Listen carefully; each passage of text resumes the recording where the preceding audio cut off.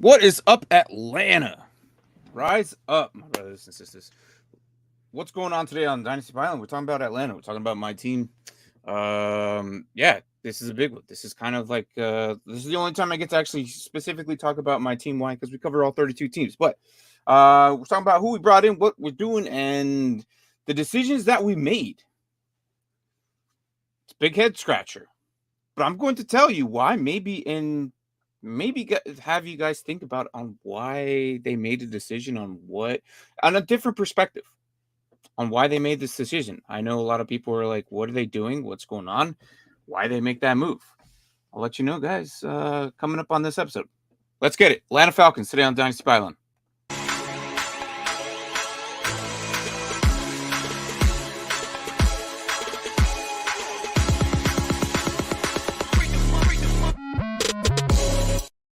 Rise up, Atlanta.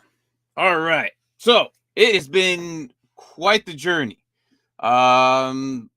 Easy to say. Last couple seasons, I guess we like being at the 108, right? We draft at the 108. We've gone 7-10 the last 3 years. Didn't think that was possible. Another team went twice with the same record, but we just beat that record 7-10, 3 years in a row.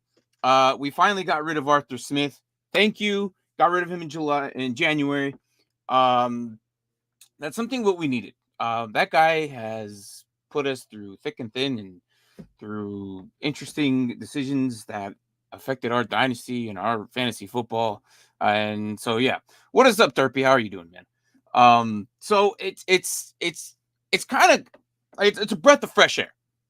Arthur Smith is gone. We didn't know who the hell to start because we didn't know if he was going to play or not. All you Bijan managers last year, I mean, questioning who to start. Well, that's pretty much how it was for the last 3 seasons on what we were doing.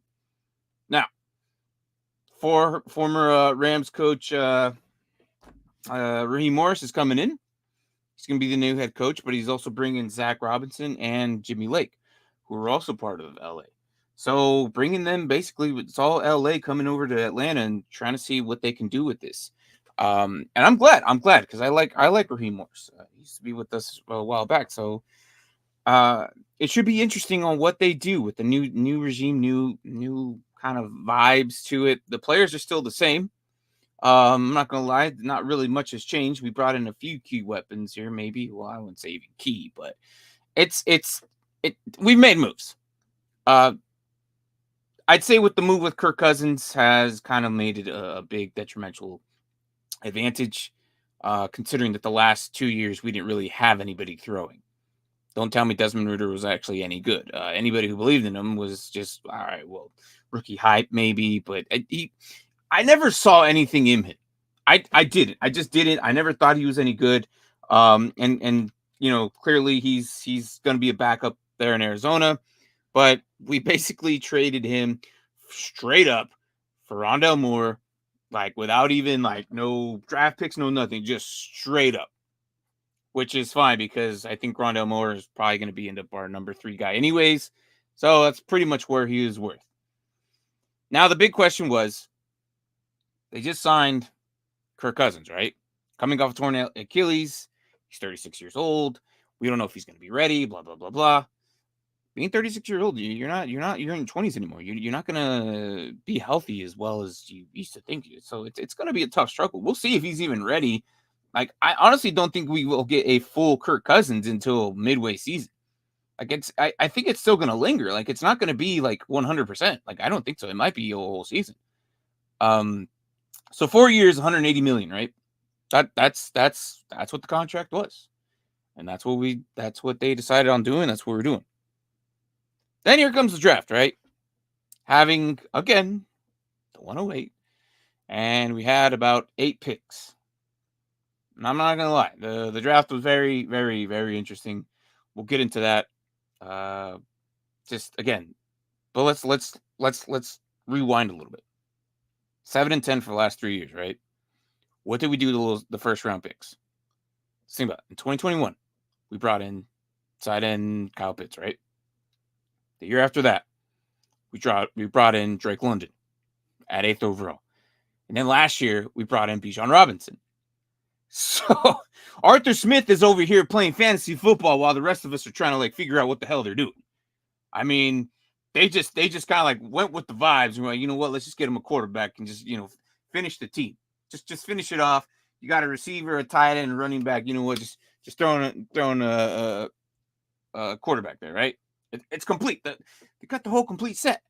Okay. Now, what does this mean for the Falcons? Now, it was the biggest head scratcher coming out of that, right? And they were criticized, and I don't know what Terry Fanat was thinking, but it is what it is. The day of the draft is I had that question like, well, what's going on?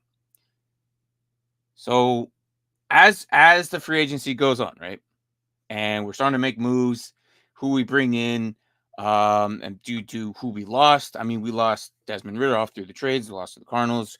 We lost Jonnu Smith, who's actually a very good asset. I'm surprised we didn't keep him around. We lost Scotty Miller, who was a former receiver from the Tampa Bay Buccaneers. He is now with the Steelers, which he's essentially like a kick return man anyways. Cordell Patterson also left to the Steelers as well. I don't know if he has anything left in the tank. He might be another kick returner for them. He's old. I don't know why he's still hanging on, but I mean, he's still getting money. I mean, stay in the league as much as you can, get a few $1,000. Yeah, sure, why not? Matt Collins, we also lost to the Bills. Van Jefferson also to the Steelers, and McCole Pruitt went to the Steelers. Like, the 4 guys from the Falcons just went, let's go to the Steelers. So that's where they're at. All those guys that went to Steelers, not anything special. Just filler spots, really, to be honest. And then Trey Flowers, we also lost, went to the Jaguars. Jeff Okudah has been the biggest disappointment since his rookie year. He was so good in college, and when he was a first-round draft choice in Detroit, awesome. Then he got hurt. Then he came to the Falcons, didn't really do much anything, and we also got rid of him. He's now with the Texans, and Bud Dupree is probably one of our biggest ones. So Bud Dupree and I say Jonnu Smith are probably the biggest assets that we lost. Maybe Matt Collins, but again, from the receiver room that we have now is probably a little bit better than what he was in anyways. Bud Dupree is now a Charger, so losing him kind of shakes things up in the defensive line, linebacker, edge spot. So, but who did we bring? Kirk Cousins. And then we brought in Rondale Moore through the trade of the Cardinals. Darnell Mooney decided to come over. Ray McLeod decided to come over. Charlie Warner, who's probably not even going to be a good tight end fantasy-wise. I have a feeling that Charlie Warner is probably just going to be another lineman because that guy can block. Came from the Niners, but he's not like a real like pass catching tight end. That guy can block, so he's probably going to be that added line on top of this line that's already pretty much good. Anyways, we just never had a legit quarterback. So Anthony Johnson, also another corner that we brought in, came from the Packers, and then former Commanders. Smith Williams, who's a defensive line, and then Antonio Hamilton, who's not too bad, but also came from the Cardinals. So we got rid of 2 corners, replacing some other ones, see how that goes. As for the draft, here's the biggest question of all, right? Martin, how do you feel about your team drafting? And I've given it some thought. I've thought about it, and people are saying it's dumb. We didn't go after a pass rusher. That's exactly what you needed. You should have done that. And I understand that, and I get it. But for a company standpoint, for what the Falcons did, right? Michael Penix probably the best choice at the 108. Why? Because people have forgot what the Falcons did months before that. They are in some serious legal issues. Has nothing to do with the record. Has their future record or what they did has nothing to do with the players. Has nothing to do, well, kind of, but has nothing to do with like outside of football, like what they're gonna do. Like it has nothing to do. It has something to do with the whole tampering period. They messed with Kirk Cousins before they were actually supposed to talk to him, right? What does this mean? This means that they could probably lose next year's draft, 2025 first, And if the NFL wanted to, they could take their 2026 first as well. The Falcons might be out of a first round for the next 2 years. And I get it. Like the quarterbacks that are coming out like are trash. Like I don't like I'm not gonna exercise. Like I know last year or yesterday we were talking about the Giants. We did that episode. They can probably grab Beck, but even then that's not a good choice. Like it's gonna be very detrimental for the quarterbacks for the next following years. There's one good one, maybe two, but it again landing spots of getting any of those guys is it's not good. It's not good. So getting Michael Penix here probably lines you up for the next 2-3 years of potentially having this talent there. Now, essentially, I could say we're just playing fantasy football here, and we have our backup rosters, and we have backup. We have someone throwing, but the receiver room outside of London is I can't get behind the whole fact of London being the only guy, Kyle Pitts, having to be the secondary guy, and it's hard to say that because Mooney can do good. We've seen that one good season he had, but that was pretty much it, and he hasn't really done much since then. So here we are with second round, another disappointment. Like Rook or Arho is actually okay, but it was a disappointing pick that at the time you had Johnny Newton sitting there. You had Johnny Newton sitting there just before Washington was up.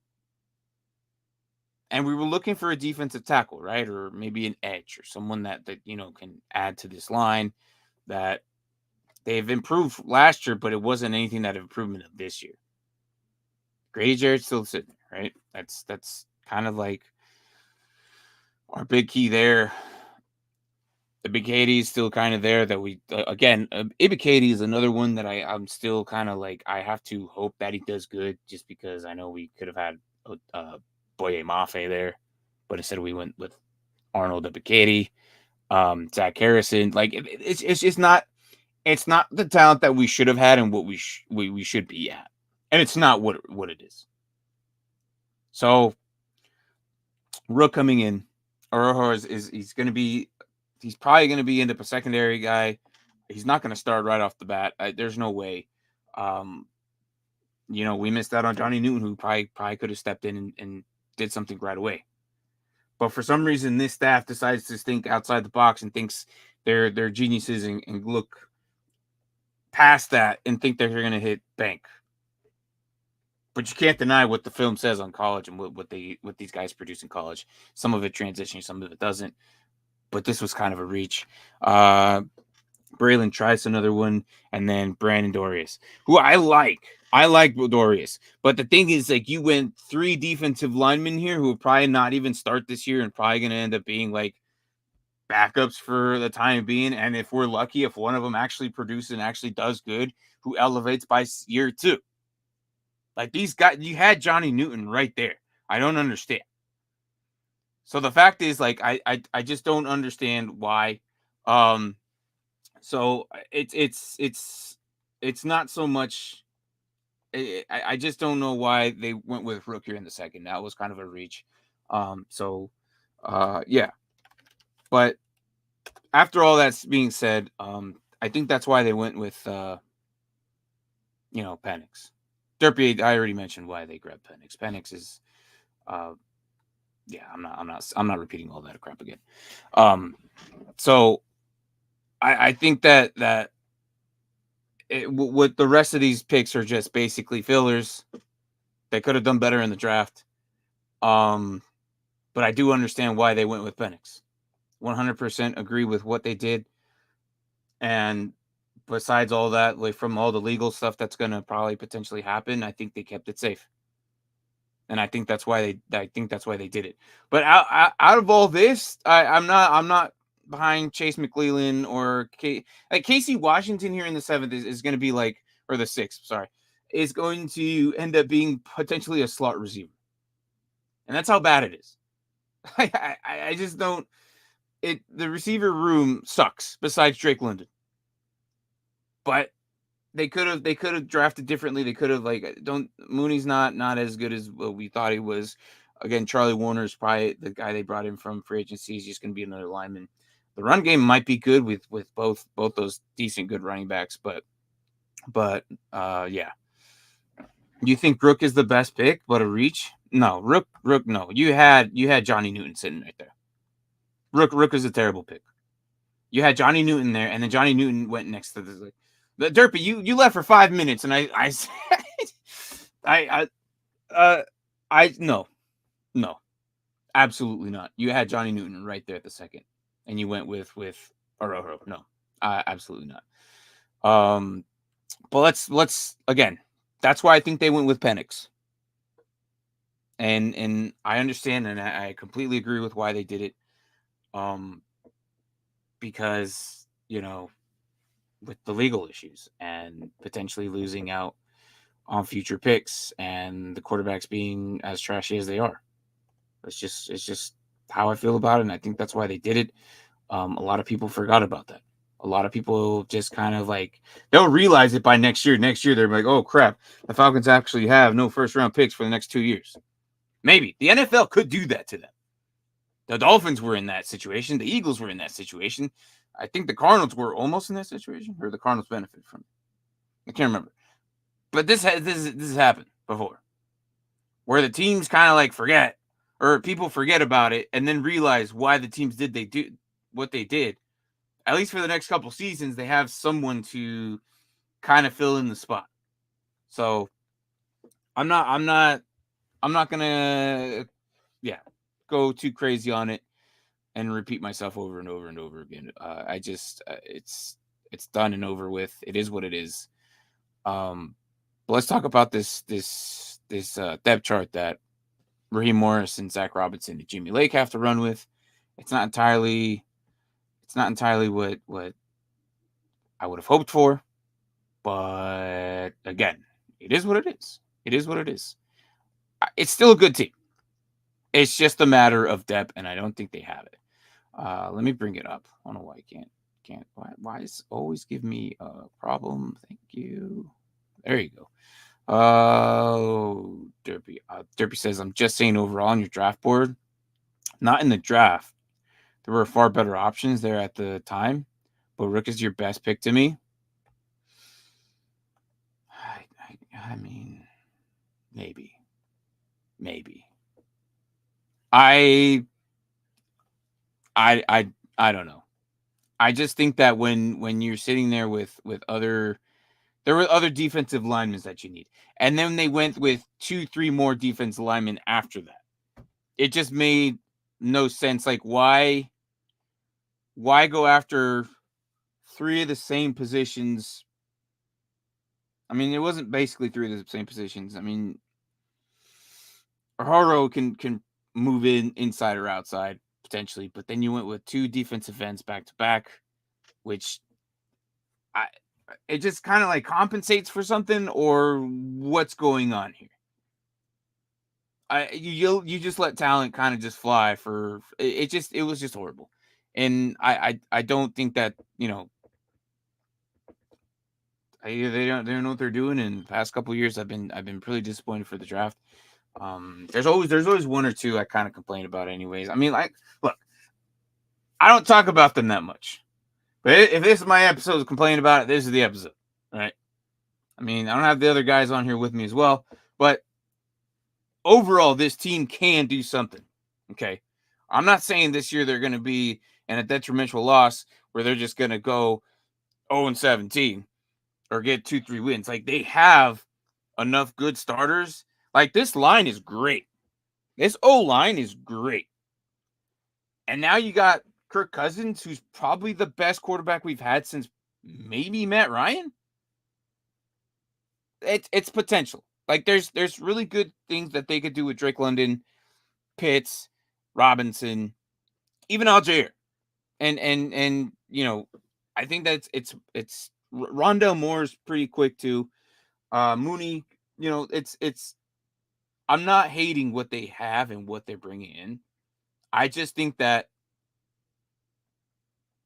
defense is going to have to freaking carry their weight a lot more.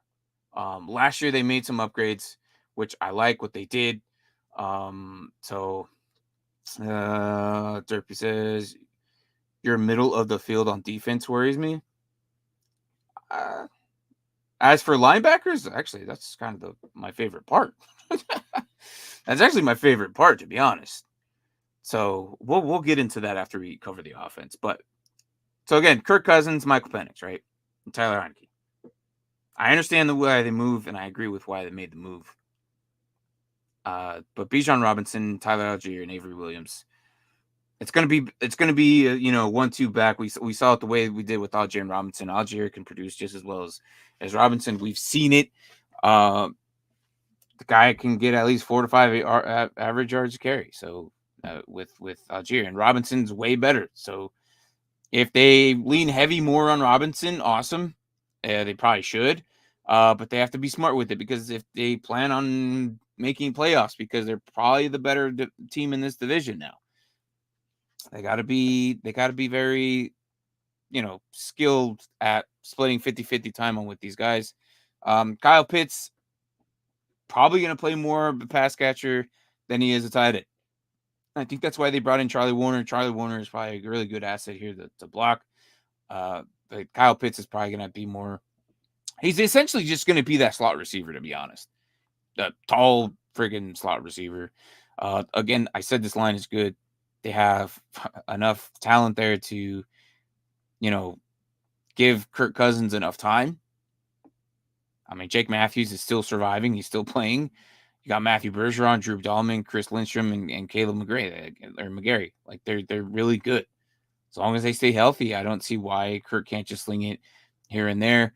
But the issue is Kirk has never been that guy to take them to the promised land, right? Like for the Vikings, despite that they had JJ and all them, talent there, he's just never been that guy to take them to, the promised land. So I don't know how it's going to be with the Falcons. Maybe new vibes, new everything.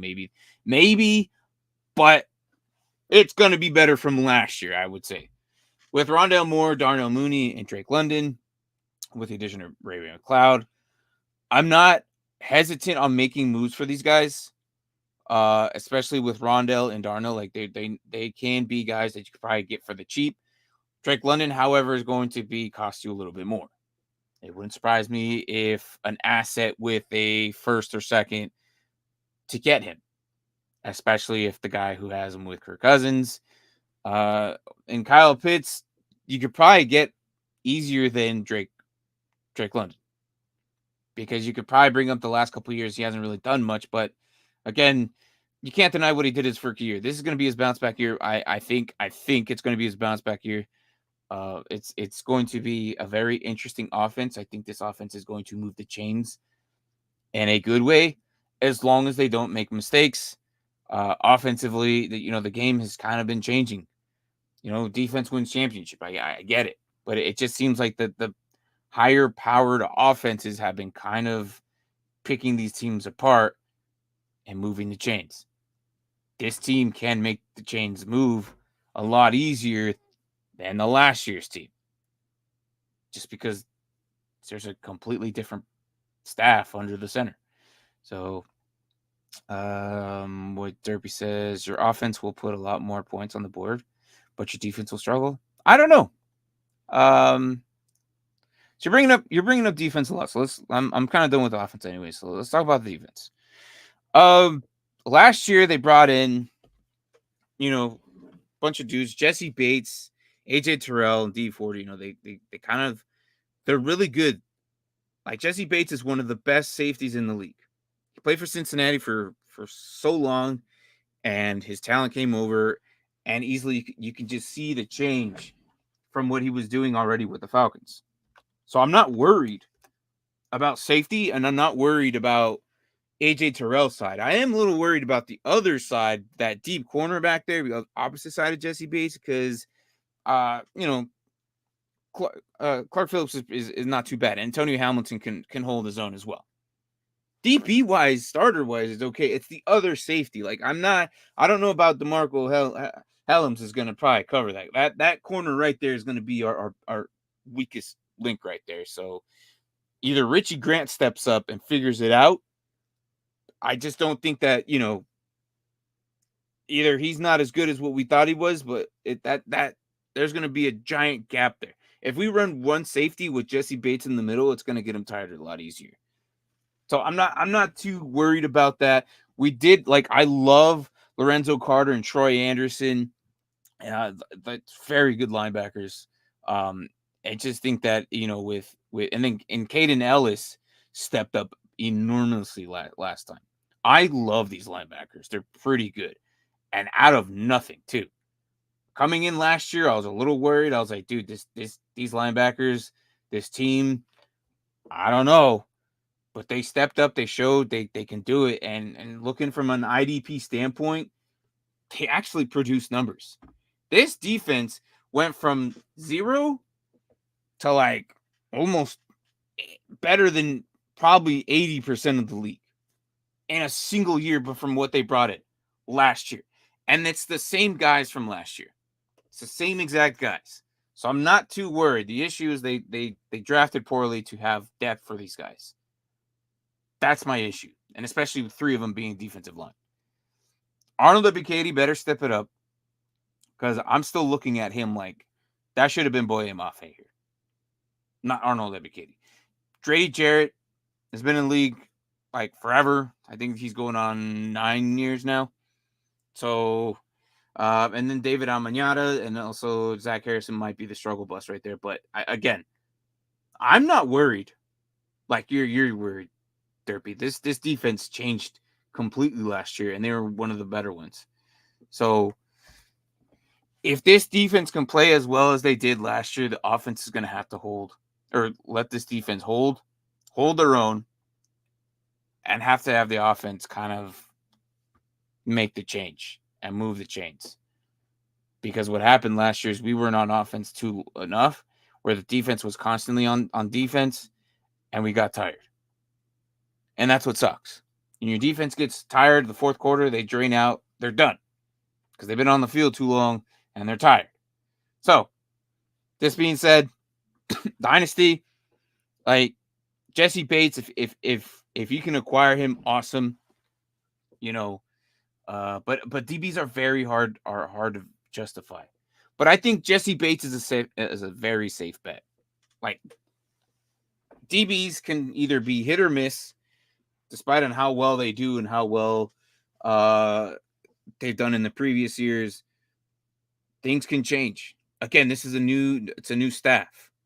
So if their mindset is different, they could change. But I'm not going to lie that these aren't good players. They are good players. They can make it happen. They can make impact plays to change the game. So Grady Jarrett, he's probably on somebody's roster. I mean, he kind of produces sometimes every now and then, but he's not going to be like the DT number 1 there if you have defensive line teams. But yeah, Clark Phillips, Jesse Bates, and AJ Terrell are all guys you probably want to acquire, but not don't spend too much on these guys. Depending on how well the offense runs, they may or may not stay on defense a lot. Again, if the defense is constantly on the field, in IDP, that's good. Of course, you don't want that in redraft leagues. That's because that's a total different grading system. But for IDP, you kind of want these guys to have more snaps. Troy Anderson, I believe, is going to be the highest playmaker here. He's going to step up, and I think he did really well last year. His freshman year his rookie year was just kind of getting to know the system, learning it, and I think last year he stepped up as a sophomore, and it wouldn't surprise me if he steps up as coming in, he's going to be the main playmaker here. He has to. Caden Ellis and him are going to be the main front runners of this defense, and I love that. So I'm not worried about this defense. This defense is going to be pretty well to hold its own if they can stay healthy. So with all that being said, what does this mean for a schedule? That can mean a lot of things. So let's look into the schedule. Where you at? So, crap. Now you put me up here. There you go. Let me see if I could center myself just so it could look a little bit better. Or not. Or just go to one person. There we go. Nope. Not going to do it. Not happening. All right. There we go. Look better. Sorry, guys. All right. So what do we got? We have week 1 against Pittsburgh Steelers. Okay. We're hosting them. Then we travel to Philadelphia, and then we have another game for Kansas City, New Orleans, Tampa Bay. Then we have another road game against Carolina, home with Seattle, away with Tampa Bay, here with Dallas. And then our bye week isn't until like week, what is it? Hold on. Where's our bye week? 6, 7, 8, 7, right? 7, 7, 7. No, 7 is Seattle. Where's our bye week? 12, 12, 12, 12, 12. 12 is our bye week. So it's kind of a nice bye week there, sitting at 12. I'm not gonna lie. We have Pittsburgh, Philadelphia, Kansas City. 1, 2, 3. That's going to be very difficult. Pittsburgh, that's probably a loss. Maybe that's going to be an interesting, depending on how well they run. Like, is Kirk Cousins back by then? If he's feeling good on his ACL, we'll see. That could be win or loss. But I'm thinking loss. Philadelphia loss. Kansas City maybe a loss. New Orleans maybe a win. Tampa Bay win. Carolina win. So we'll go 3-3 by week 7, right? Seattle's going to be interesting. Seattle's going to be that team if they are clicking, which they have the weapons for. Like, that offense is pretty good. I think we might lose that one. I think Seattle's going to be a lot better. Last year, Seattle was where was the Seattle the year before that? Like, that's the Seattle I expected last year. They just somehow didn't show up. So I'm not too sure what we have coming up for week 7. But we could lose there. Depending on that defense, man. So that's kind of the iffy one. Then week 8, I'm gonna say we split them. We split with Buccaneers. Cowboys are really good during the season, but they just choke in the offseason, so I'm gonna say we lost there. So far we're sitting at 3 wins still. New Orleans, I think we could beat them again. So that's 4 wins. Denver, it's 5 wins. Chargers, I think. God, that defense for the Chargers is gonna have to like step it up big time. They can do it. They can hold their own. I think they can. I think we might lose them. I think we beat Minnesota. I think we beat the Raiders and maybe the Giants, Washington, and Tampa Bay. So we're looking at 3, 4, 5, 6, 7, 8, 9, 10. No, we're not. That's too high. That's too high. Ain't no way. Ain't no way we got 10 wins. Let's see here. I said New Orleans, right? I said Buccaneers. I said Carolina. That's 1, 2, 3. Then we have the away game, Buccaneers. I think we split with them. We lose to the boys. Then I think we sweep the Saints. I don't believe what the Broncos are bringing this year is good enough to make a crazy impact. And the Chargers are the most interesting one here. I think we might be a little bit better than them, just from all the losses and everything they've been losing. But I don't think this team, like the Falcons, are gonna, I don't know if they're gonna be like a playoff crazy caliber team. I think they might get knocked out first round. So I'm at 5, 6 with the Vikings, 8 with the Raiders.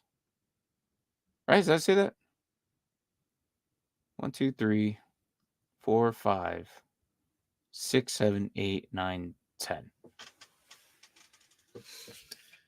Minnesota, Matthew Stafford, JJ McCarthy. That defense got a lot better. But I think we could overtake them. Raiders. Ah, man, this is damn, dude. Am I really about to say 10 for these guys? Derpy, you have what do you have? Derpy says week 1 loss, 2 loss, 3 loss, 4 win, 5 win, 6 win, 7 win. You think they could beat Seattle? Interesting. 8 loss, 9 loss, 10 loss, Denver win, Chargers loss, Minnesota win, Raiders win. So you got win and you got the win the rest. Okay, so you have 10. The only thing is we have our difference is the split between I think the Chargers and the Seattle. That's our differences. Oh my gosh, are we really putting 10? Are they a 10 team, guys? Are they really a 10 team this year? I know they've gotten dramatically better. But this schedule is right off the bat depressing. I don't know if we can I just don't think like being 10-7 could put us in the middle of the pack. Like the thing is and all right, so are we doing 10-7? Is that what we're doing? Good Lord, we're doing 10. We're doing 10. Anybody else can join in and give me their record. Probably change it unless you guys are going to agree with 10. Let me put this up. Let's add it to the thing. There it is. Let's get it and get rid of the schedule. All right. Let's blow it up. Wrong one. Wrong one. It's not what I want. It's not what I want. Where you at? That works. All right. Atlanta is not here. We don't have it in here. Crap. Okay. We'll add it later.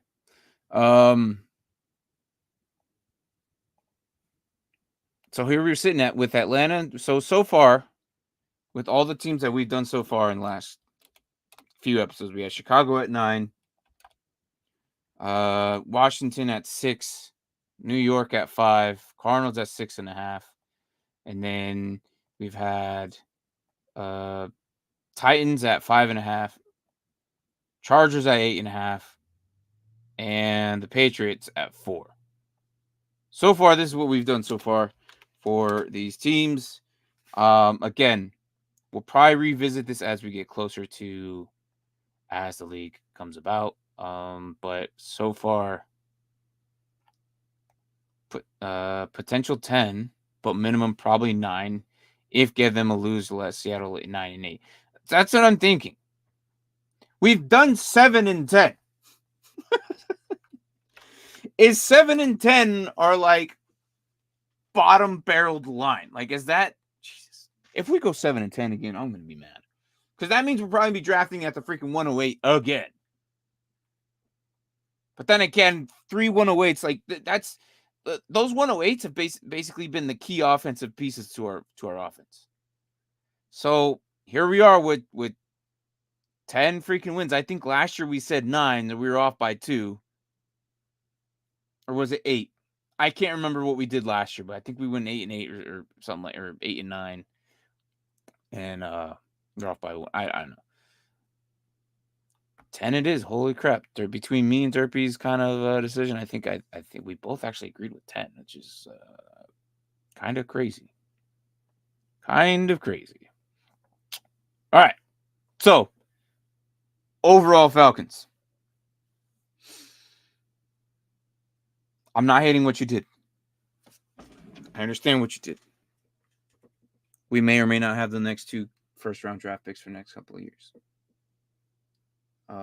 Just due to the fact of legal issues and what we put ourselves in. Kirk Cousins is going to be there for the next 4 years. Michael Penix going to be there the next 4 years. We'll figure out what's going on from then. I think what we can do is get a receiver next year. If we end up in the back half, I think at that point, receiver-wise, we might get ourselves freaking. I don't think receiver-wise, it's not. There's not a whole lot of them coming out as much as it was this year. Next year, it's more corner year and safety year in D-line, I think. There's a lot of good corners coming out next year. A lot of good corners. So which means receiver-wise, we might end up with McMillan or Amika and Egbuka. Somewhere around those lines, we could probably get ourselves a receiver then, because I think that's what we need. I think outside of Drake London, who's the pass catcher? That's a receiver. I mean, yeah, I know tight end Kyle Pitts, but again, receiver wise, I don't think we have anybody outside of that. I'm not banking on Mooney and Moore. I'm just not. It just ain't no way. But again, guys, we're all caught up. Actually, I'm caught up. So tomorrow we're gonna do the Vikings. I'm gonna go back to one a days.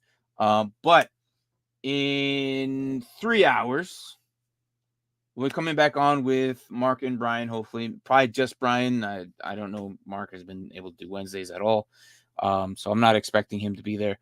But I think it'll be just myself and Brian. We'll be doing our Wednesday night shenanigans. So if you haven't, if you're tuning in, you're watching this later or just before that episode, awesome. If not, tomorrow we're doing the Vikings. So we'll see how that goes.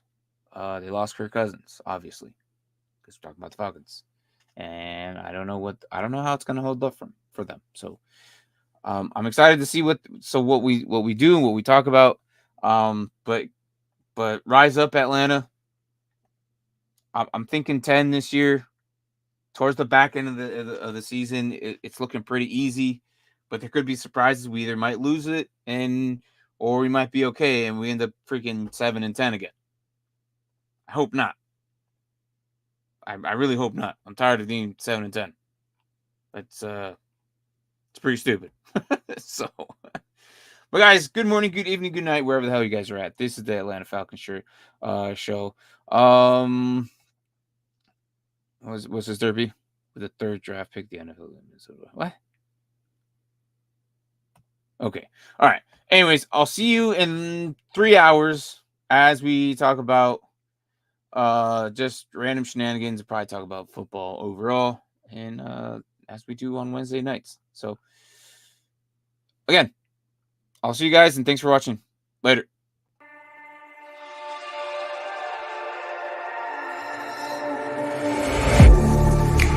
Getting hype when I aim up, elevating that game up, stepping up to the competition. Only first place, yeah, that's how I'm living. I'm winning till they digging up my grave, eating all the things up on my plate. Game face when I step up into place. I was born and when I watched me elevate.